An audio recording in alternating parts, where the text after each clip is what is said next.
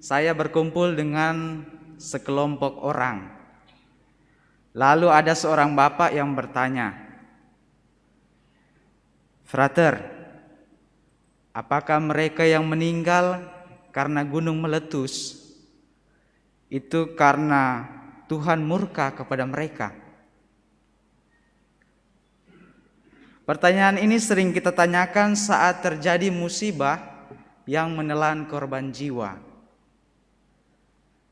Apalagi jika yang meninggal itu seorang pemabuk di kampung, atau seorang yang terkenal perampok, koruptor, atau bahkan teroris. Spontan kita menjawab, memang Tuhan murka kepada mereka. Saudara-saudariku yang terkasih, pada saat ini kita diajak oleh Tuhan untuk tidak menghakimi dan belajar untuk bertobat. Dalam bacaan Injil kita mendengar beberapa orang yang datang bertemu dengan Yesus, lalu menceritakan kisah yang baru saja terjadi, yaitu orang Galilea yang dibantai oleh Pilatus saat mereka menyembelih korban untuk dipersembahkan. Bahkan dikatakan darah mereka juga ikut dicampurkan dengan darah korban itu, seolah-olah darah mereka itu layak. Peristiwa ini sengaja diceritakan kepada Yesus sebagai cara mereka untuk menyindir orang-orang ini, seolah-olah mereka ini memang layak untuk menerima perlakuan tersebut. Karena bagi mereka, jika orang-orang ini hidupnya baik, tentu Tuhan tidak akan membiarkan peristiwa itu terjadi kepada mereka. Tidak terbersit oleh mereka yang datang pada Yesus bahwa orang-orang yang merupakan korban dari pembunuhan adalah martir, karena mereka mempersembahkan kurban di Bait Allah. Yesus kemudian mengingatkan kembali peristiwa rubuhnya menara dekat Siloam yang merenggut 12 nyawa. Apakah mereka lebih berdosa daripada semua orang lain yang berada di Yerusalem? Yesus katakan, sama sekali tidak. Kita diminta untuk tidak mereka-reka terhadap peristiwa yang terjadi, untuk mencela mereka yang sudah menderita. Kita tidak dapat menghakimi dosa orang lain dengan melihat penderitaan yang mereka alami. Pandangan orang Yahudi pada masa itu, orang-orang yang sakit itu merupakan akibat dari dosa. Orang-orang yang dihukum mati itu karena perbuatan dosa yang mereka lakukan. Sebaliknya, Yesus menegaskan bahwa dosa tidak menentukan cara mati seseorang, tetapi dosa menentukan apa yang terjadi setelah kematian.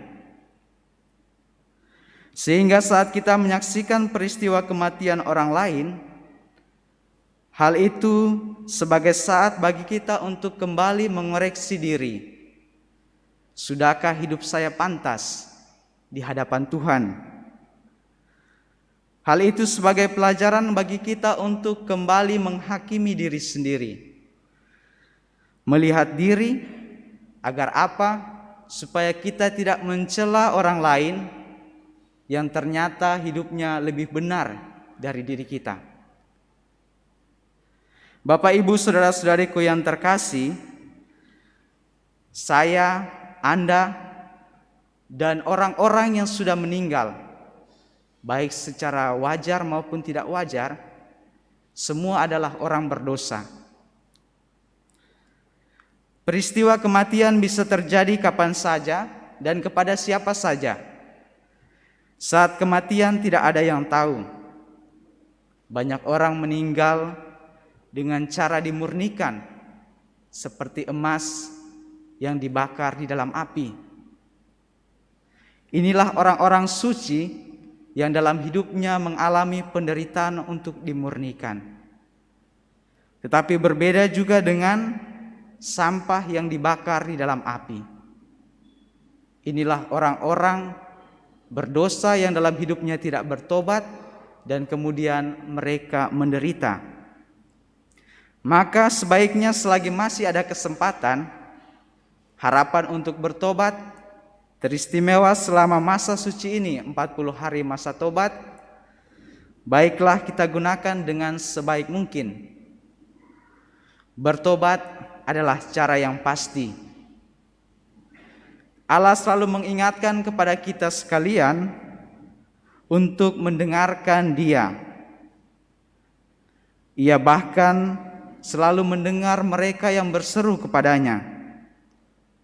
Allah selalu menyertai umatnya. Dalam sejarah bangsa Israel yang kita dengarkan tadi, Musa diutus oleh Allah secara khusus untuk membebaskan bangsa ini dari perbudakan di Mesir.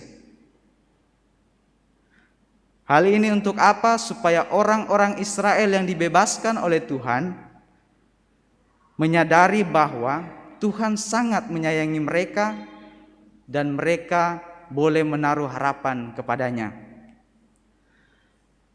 Hal ini juga yang menjadi maksud dari kedatangan Yesus putranya. Bukan lagi nabi yang datang, tetapi Yesus putra Allah yang datang ke dunia, agar kita manusia menemukan lagi kesempatan untuk berjalan pulang ke rumah.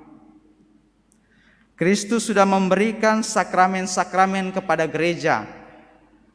Sakramen adalah tanda kehadiran dari Allah yang menyelamatkan. Salah satunya sakramen tobat. Sudah saatnya kita untuk senantiasa kembali ke rumah, pulang ke jalan yang benar. Jika kesempatan itu tidak ada lagi, maka ratap dan tangis tidak ada gunanya.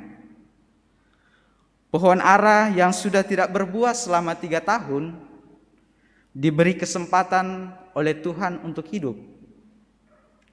Tuhan masih menaruh belas kasihan dengan memberi waktu dan kesempatan. Ada yang mengatakan hidup ini itu seperti garis start dan finish. Ketika kita lahir, itulah garis start kita. Jadi kita dalam perjalanan menuju garis finish. Mungkin ada yang sudah 80%, 90%, bahkan ada yang sudah 99%, atau mungkin ada yang masih 10%. Tetapi semua itu kita tidak mengetahui sudah berapa waktu yang kita gunakan. Maka setiap waktu yang ada harus kita gunakan sebaik mungkin, agar bila tiba saatnya kita didapati sebagai pohon yang menghasilkan buah. Semoga demikian.